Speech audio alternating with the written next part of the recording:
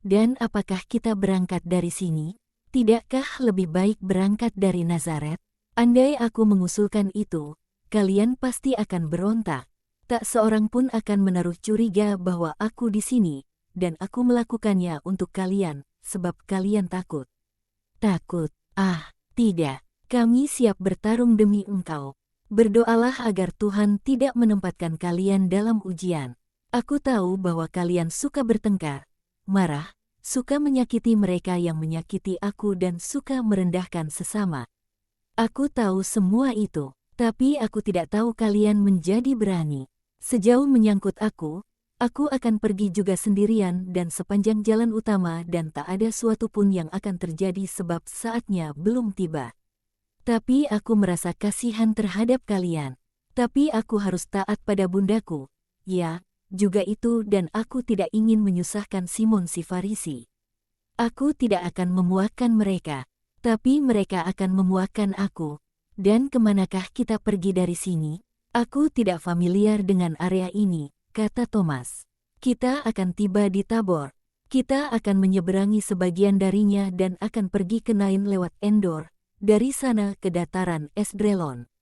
Janganlah takut, Doras, putra Doras, dan Yohanan sudah di Yerusalem.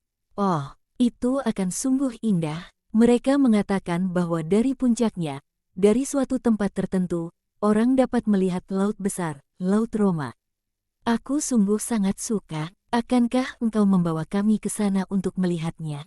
Yohanes memohon dengan wajah kekanak-kanakannya yang polos didongakkan pada Yesus.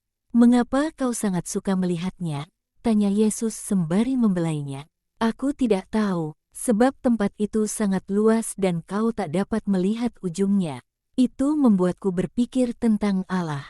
Ketika dulu kami naik tinggi di Libanon aku melihat lautan untuk pertama kalinya, sebab aku tidak pernah ke tempat lain manapun sebelumnya, terkecuali sepanjang Yordan atau laut kecil kami, dan aku sungguh sangat tergerak hingga aku menangis.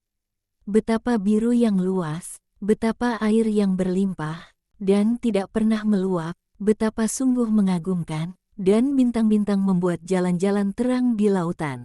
Oh, jangan tertawakan aku menatap pada jalan keemasan matahari hingga aku silau, pada jalan keperakan bulan, hingga aku tak dapat melihat suatu pun selain putih dan aku melihatnya menghilang jauh dan amat jauh.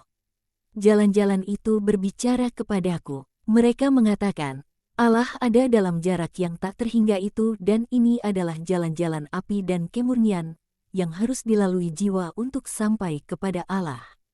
Marilah, menyelamlah ke dalam ketak terhinggaan, berjalan di atas kedua jalan ini, dan kau akan mendapati yang tak terhingga. Kau seorang penyair, Yohanes, kata Tades kagum. Aku tidak tahu apakah itu puisi. Aku tahu bahwa itu mengobarkan jiwaku. Tapi kau sudah melihat laut juga di Kaisarea dan di Ptolomais, dan cukup dekat juga. Kita di pantai. Aku tidak melihat perlunya pergi sejauh itu untuk melihat lebih banyak air laut. Bagaimanapun, kita dilahirkan di air, komentar Yakobus Zebedes. Dan kita di laut juga sekarang.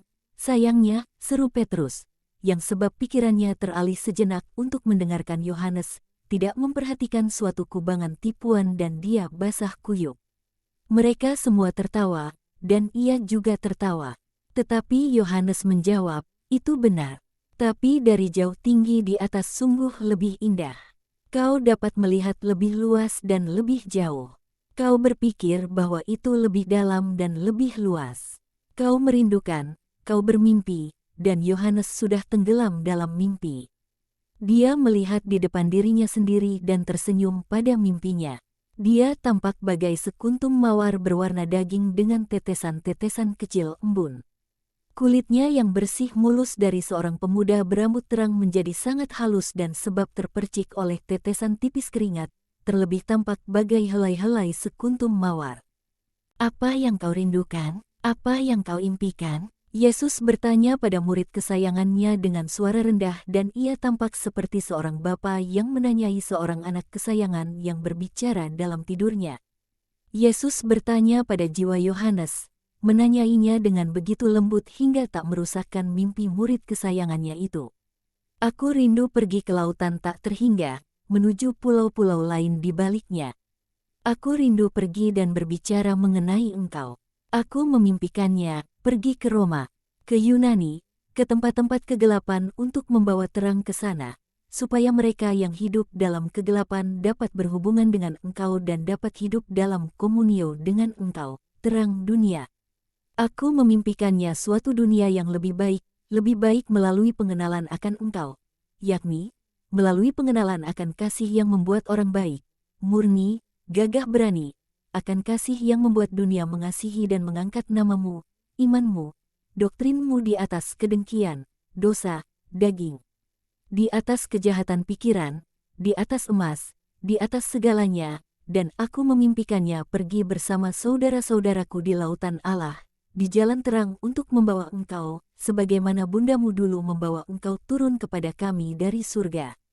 Aku memimpikannya bahwa aku seorang kanak-kanak, yang tak mengenal apapun selain kasih, yang bahagia juga apabila menghadapi masalah, dan bernyanyi untuk menghibur orang-orang dewasa yang berpikir terlalu banyak, dan melangkah maju, menghadapi kematian dengan tersenyum, menuju kemuliaan dengan kerendahan hati dari dia yang tidak tahu apa yang dia lakukan, melainkan hanya tahu bahwa dia datang kepada engkau, kasih.